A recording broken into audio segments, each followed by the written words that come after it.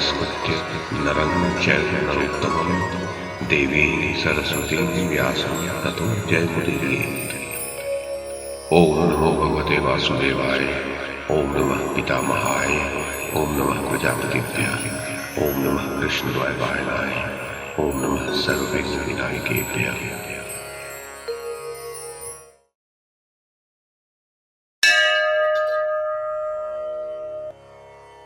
वैशंपायन जी कहते हैं, जन्मेजय, जब कर्ण अपने अस्त्र शस्त्र फेंक कर चला गया, उस समय भीष्म ने कौरव सभा में उसकी हंसी उड़ाते हुए दुर्योधन से कहा, सूत पुत्र कर्ण कैसा सत्य प्रतिज्ञ निकला। पहले पांडवों को जीतने की प्रतिज्ञा करके अब युद्ध से मुंह मोड़कर भाग गया। भला वैसा महान भार वो कैसे संभाल सकता था। अब तुम लोग पांडव सेना के व्यूह का सामना करने के लिए अपनी सेना का भी व्यूह बनाकर युद्ध करो और परस्पर एक दूसरे के मस्तक काटकर भीमसेन के हाथों सारे संसार का संहार देखो। कर्ण कहता था, अवंती नरेश, कलिंगराज, जयद्रथ, चेरी श्रेष्ठ वीर तथा बालिक रहते हुए भी मैं सदा अकेला ही शत्रुओं के सहस्र सहस्र एवं अयुत अयुत योद्धाओं का संहार कर डालूंगा। जिस समय परशुराम जी के समीप कर्ण ने अपने को ब्राह्मण बताकर ब्रह्मास्त्र की शिक्षा ली, उसी समय उस नराधम सूत पुत्र के धर्म और तप का नाश हो गया था। जन्मेजय, जब भीष्म जी ने ऐसी बात कही, उस समय मंद बुद्धि धृतराष्ट्र पुत्र दुर्योधन ने शांतनु नंदन भीष्म से इस प्रकार कहा, पितामह, मनुष्यों में हम और पांडव शिक्षा की दृष्टि से समान हैं। हमारा जन्म भी एक ही कुल में हुआ है। फिर आप ये कैसे मानते हैं कि युद्ध में एकमात्र कुंती कुमारों की ही विजय होगी। बल, पराक्रम, समवयस्कता, प्रतिभा और शास्त्र ज्ञान, इन सभी दृष्टियों से हम लोग और पांडव समान ही हैं। अस्त्र बल, योद्धाओं के संग्रह, हाथों की पूर्ति तथा युद्ध कौशल में भी हम और वे एक से ही हैं।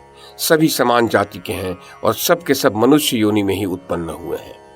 दादाजी, ऐसी दशा में भी आप कैसे जानते हैं कि विजय कुंती पुत्रों की ही होगी। मैं, आप, द्रोणाचार्य, कृपाचार्य, बाल्लिक तथा अन्य राजाओं के पराक्रम का भरोसा करके युद्ध का आरंभ नहीं कर रहा हूं। मैं, कर्ण तथा मेरा भाई दुशासन, हम तीन ही मिलकर युद्ध भूमि में पांचों पांडवों को तीक्ष्ण बाणों से मार डालेंगे। राजन, तदनंतर पर्याप्त दक्षिणा वाले विविध महायज्ञों का अनुष्ठान करके गाय, अश्व और धन दान में देकर ब्राह्मणों को तृप्त करूंगा। जैसे व्याध हरिण के बच्चों को जाल या फंदे में फंसाकर खींचते हैं और जैसे जल का प्रवाह कर्णधार रहित नौकारोहियों को भंवर में डुबो देता है, उसी प्रकार जब मेरे सैनिक अपने बाहुबल से पांडवों को पीड़ित करेंगे, उस समय रथ और गज सवारों से भरी हुई मेरी विशाल वाहिनी की ओर देखते हुए वे पांडव और वो श्री कृष्ण सब अपना अहंकार त्याग देंगे। जन्मेजय, इस पर विदुर जी ने कहा, वृद्ध पुरुष इस लोक में दम को ही कल्याण का साधन बताते हैं। जो पुरुष दम, दान, तप, ज्ञान और स्वाध्याय का अनुसरण करता रहता है, उसी को दान, क्षमा और मोक्ष यथावत रूप से प्राप्त होते हैं। दम तेज की वृद्धि करता है। दम पवित्र और सर्वश्रेष्ठ है।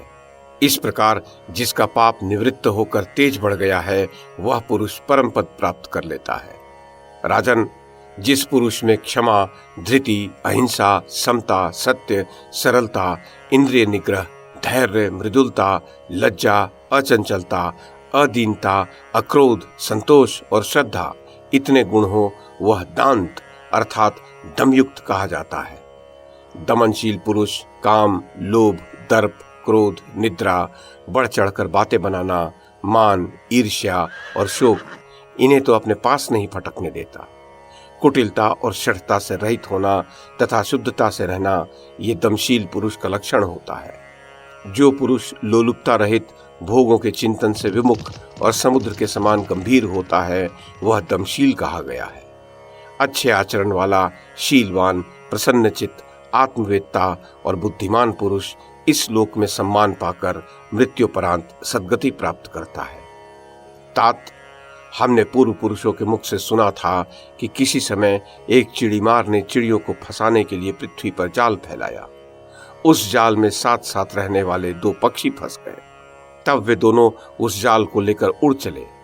चिड़ीमार उन्हें आकाश में चढ़े देखकर उदास हो गया और जिधर जिधर वे जाते उधर उधर ही उनके पीछे दौड़ता।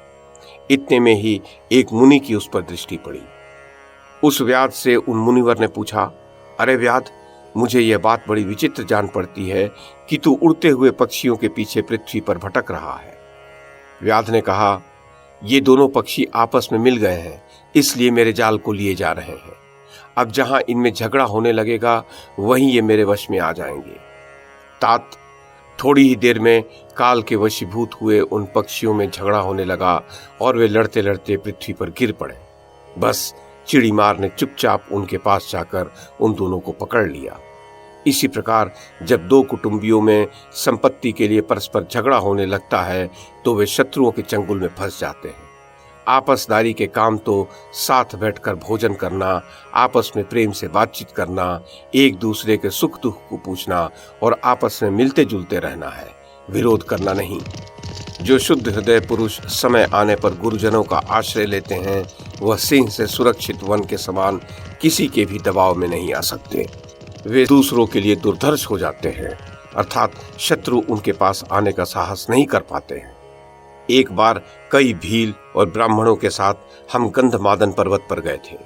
वहां हमने एक मधु से भरा हुआ छत्ता देखा। अनेक विषधर सर्प उसकी रक्षा कर रहे थे। वह ऐसा गुण युक्त था कि यदि कोई पुरुष उसे पा लेता तो अमर हो जाता, अंधा सेवन करता तो उसकी दृष्टि वापस हो जाती और वृद्ध युवा हो जाता। ये बात हमने रासायनिक ब्राह्मणों से सुनी थी। भील लोग उसे प्राप्त करने का लोभ न रोक सके और उस सर्पों वाली कंदरा में जाकर नष्ट हो गए। इसी प्रकार आपका पुत्र दुर्योधन अकेला ही सारी पृथ्वी को भोगना चाहता है। इसे मोहवश मधु तो दिख रहा है किंतु अपने नाश का सामान दिखाई नहीं देता। स्मरण रखिए, जिस प्रकार अग्नि सब वस्तुओं को जला डालती है वैसे ही द्रुपद, विराट और क्रोध में भरा हुआ अर्जुन ये संग्राम में किसी को भी जीवित नहीं छोड़ेंगे। अतः राजन, आप महाराज युधिष्ठिर को भी अपनी गोद में स्थान दीजिए, नहीं तो इन दोनों का युद्ध होने पर किसकी जीत होगी ये निश्चित रूप से नहीं कहा जा सकता। जन्मेजय, विदुर जी का वक्तव्य समाप्त होने पर महाराज धृतराष्ट्र ने कहा, पुत्र दुर्योधन, मैं तुमसे जो कुछ कहता हूं उस पर ध्यान दो। तुम अनजान बटोही के समान इस समय कुमार्ग को ही सुमार्ग समझ रहे हो। इसी से तुम पांचों पांडवों के तेज को दबाने का विचार कर रहे हो, परंतु स्मरण रखो, उन्हें जीतने का विचार करना अपने प्राणों को संकट में डालना ही है। श्री कृष्ण अपनी देह, गेह, स्त्री, कुटुंबी और राज्य को एक ओर तथा अर्जुन को दूसरी ओर समझते हैं। उसके लिए वे इन सभी को त्याग सकते हैं। जहां अर्जुन रहता है वहीं श्री कृष्ण रहते हैं, और जिस सेना में स्वयं श्री कृष्ण रहते हैं उसका वेग तो पृथ्वी के लिए भी असह्य हो जाता है। देखो, तुम सत्पुरुषों और तुम्हारे हित की कहने वाले सुहृदों के कथनानुसार आचरण करो और इन वयोवृद्ध पितामह भीष्म की बात पर ध्यान दो। मैं भी कौरवों के ही हित की बात सोचता हूँ। तुम्हें मेरी बात भी सुननी चाहिए और द्रोण, कृप, विकर्ण एवं महाराज बाल्लिक के कथन पर भी ध्यान देना चाहिए।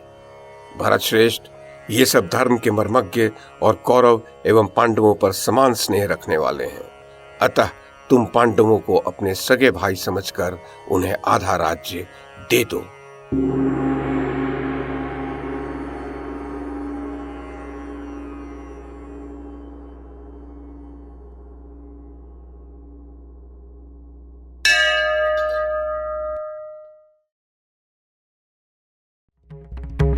YouTube के माध्यम से महाभारत की कथा को एक श्रृंखला के रूप में प्रस्तुत करने का हमारा ये प्रयास यदि आपको सराहनीय लगा हो तो कृपया इस कड़ी को लाइक और शेयर करें, चैनल को सब्सक्राइब करें और बेल आइकन को दबाएं। साथ में अन्य लोगों को भी देखने के लिए प्रेरित करें। धन्यवाद और नमस्कार।